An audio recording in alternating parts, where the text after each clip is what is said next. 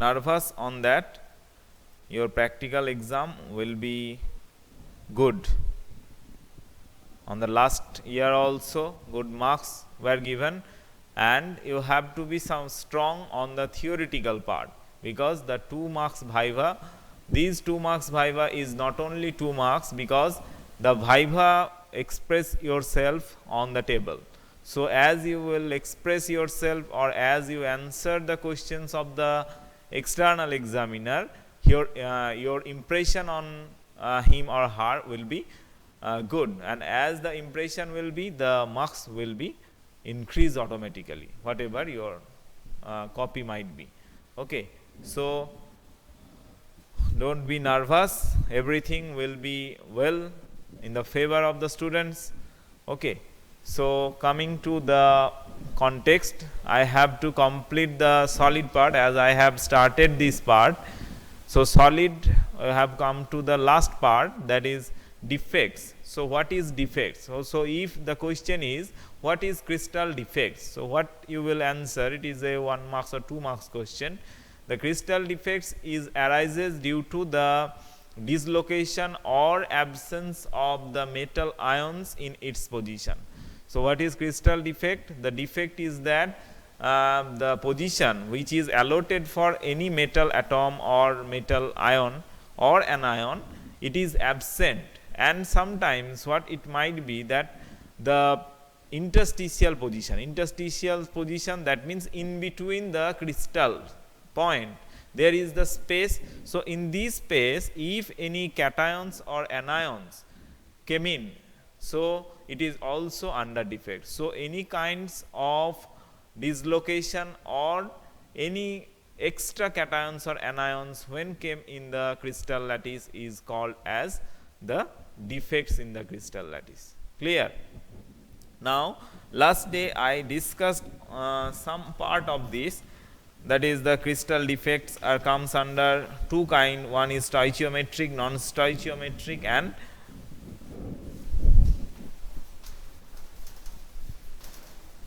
defects. Stoichiometric defect, non-stoichiometric defect, and another one is impurities defect. Stoichiometric, non-stoichiometric, and impurities defect. Now stoichiometric defect is maybe under 2 parts. One is vacancy defect, another one is interstitial defect. Now what is vacancy defect? Vacancy defect is that equal number of cation and anion are absent from its exact position. Equal number of cations and anions are absent. So this is the vacancy arises. And interstitial is that the interstitial position, just follow the picture.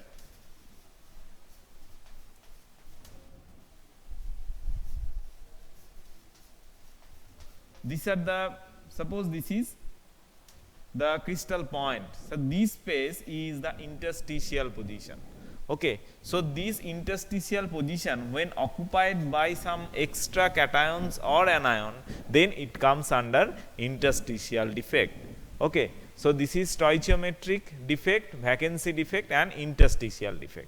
Now there are some specific names. What is Schottky defect? Schottky defect. What is Schottky defect? That is equal number of cations and anions are absent from its allotted position. Equal number of cations and anion. Equal number of cation and anion are absent. Okay. And it is basically found for the high coordination number, where in a complex high coordination number is observed. Then we can find out the Schottky defect. Okay, so what would be the diagram? For example, this is plus, this is minus, this is plus, this is minus, this is minus, plus, minus, plus, Now just from here one negative side is blank, one positive side is also blank. So here equal number of cation and anion are missing from that, so it is under the Schottky defect. And what is another type of defect, that is Frankel defect. Frankel defect. Frankel defect tells that the interstitial position when occupied, then there is a change in the density. Okay. So this is under the Frankel defect.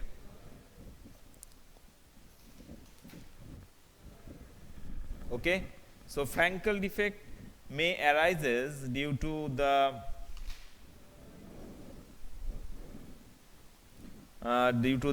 cations and anions. Suppose in that position one cation can be there or one anion can be there, then it is under Frankel defect. So Frankel defect is under interstitial defect. Clear?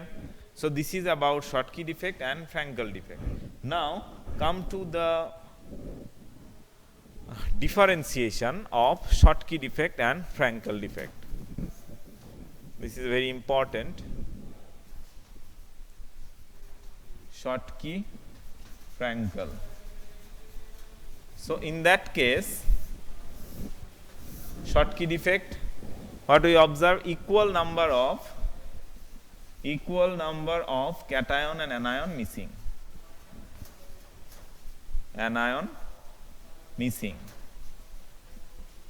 Here extra cation or anion may coming in interstitial position. In interstitial, this is the first point.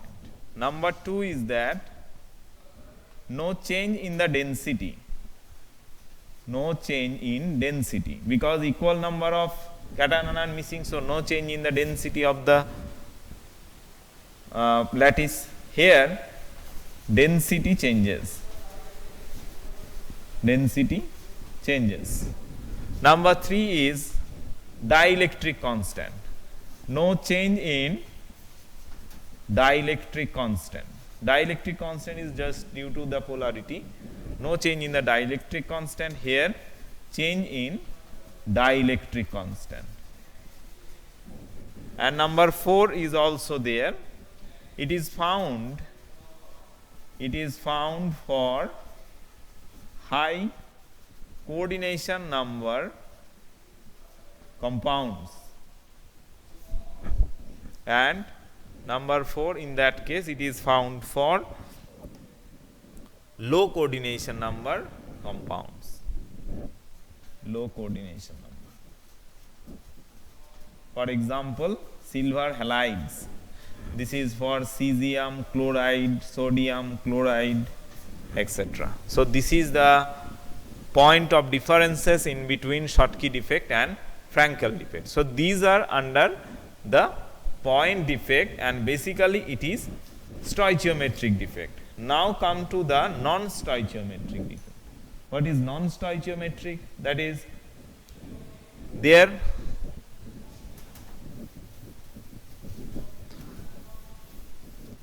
the number of cations and anion will be unequal.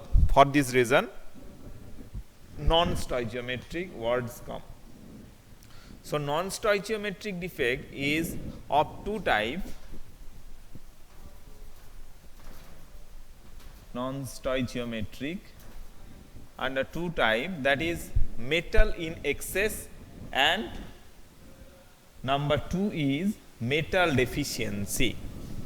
Metal in excess, and number 2 is metal in excess, number 1,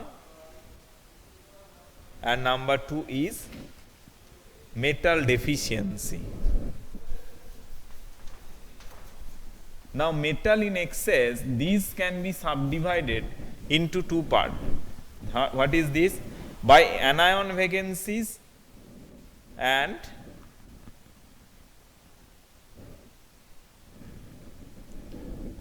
this is done by anion vacancies, and number 2 is that presence of extra cation at interstitial site.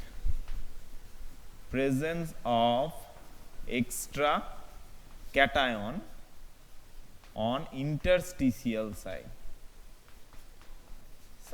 Okay. Metal deficiency also can be classified into two types by the presence of extra anion at the interstitial site. Presence of extra anion, just opposite to that, extra anion on interstitial site. Okay, and number 2 is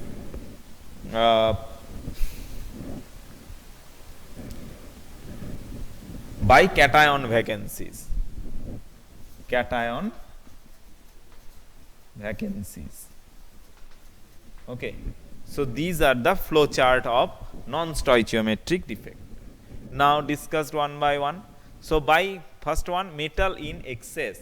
So metal in excess, from the name, that is the metal ion will be more in number than the anion. And how the charge is neutralized? The charge is neutralized by one electron, and sometimes, suppose if it is an iron crystal, then some iron 3 plus ion will takes the position, so that the charge is neutralized, because iron 2 plus and iron 3 plus, they are having one extra charge on iron 3 plus. So in that way the charge is neutralized.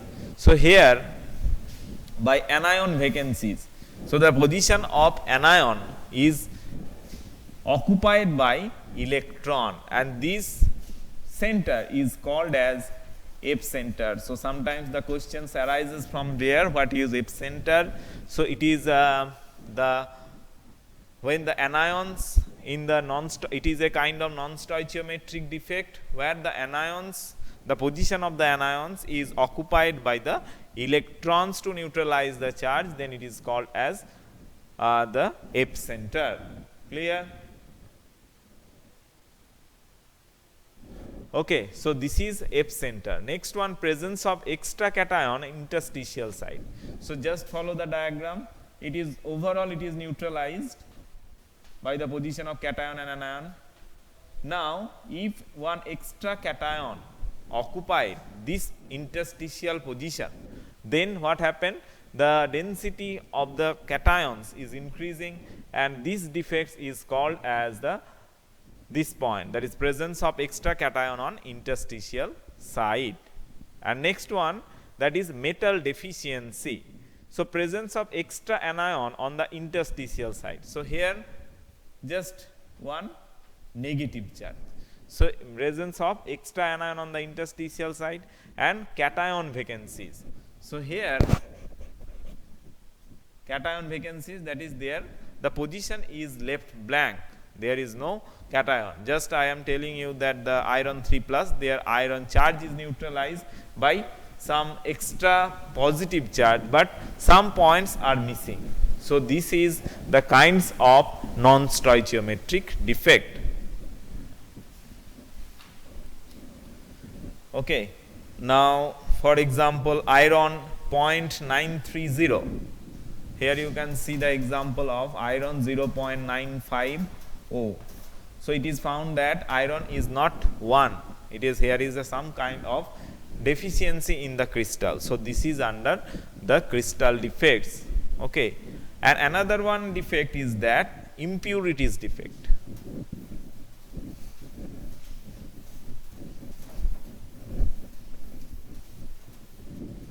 Impurities defect. What is this? So when one impurity, just we discussed that it is due to the presence of cation or anion. Okay.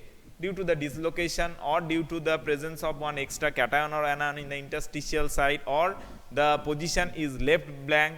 But impurities defect is that the crystal as a whole is normal or neutral, But if some impurities are traced on that or doped on that, doping means intentionally if we want to change the properties of the any crystal, then the process, that is the addition of the extra element, is called as the process is called as doping. Okay, so impurities defect, it is also divided into two parts. What are these? The impurities defect, that is interstitial defect and substitutional defect. Substitutional and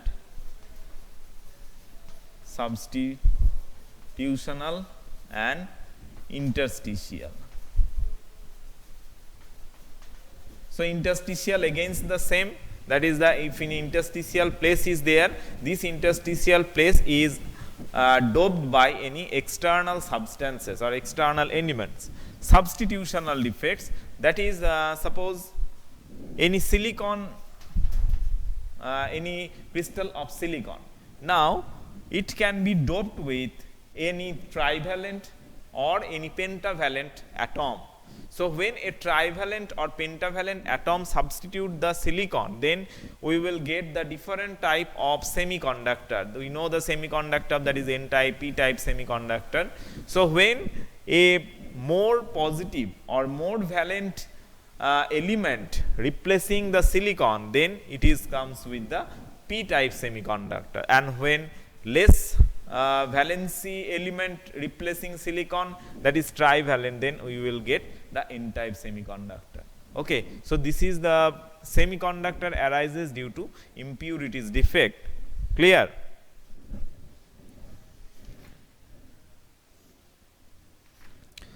The band theory or these are deducted from the syllabus. Okay.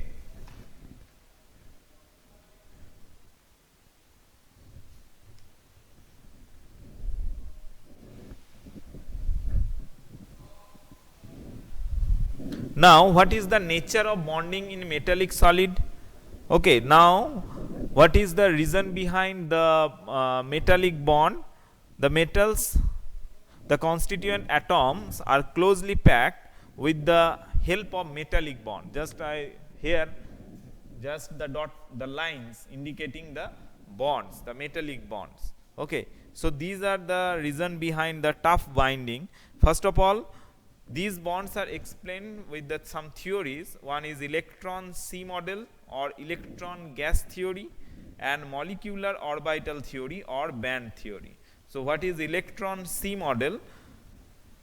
It is proposed by Lorentz in 1923, and there are some their following properties of the metals are responsible for this model. First of all, low ionization enthalpies, because as it is a plenty of electrons are there and having low ionization enthalpy, the electrons are present in the valence shell of the metal atom are somehow loosely held by the nucleus, that is they are easy to bond.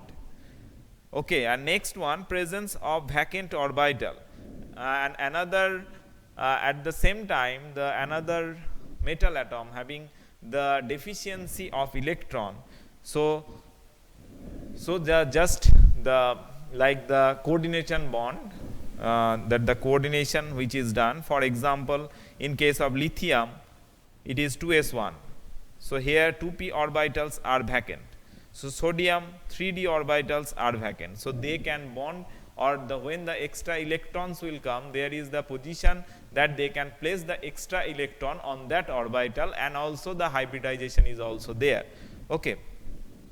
So the metal atom can be supposed to have two parts, one is valence electron and the rest of the atom is known as kernel, and it is positively charged. So valence electron, you know about the valence electron, and the kernel which is positively charged. So metallic bonds results from the simultaneous attraction between the mobile valence electron and the positively charged kernel or the center present in the electron C. So it is assumed to be as the complex or the crystal is the C of electron, and the kernel or the positive center are holding the metallic bonds together to form a tough binding. For this reason, ionic crystals having the high melting or boiling point or etc. Okay.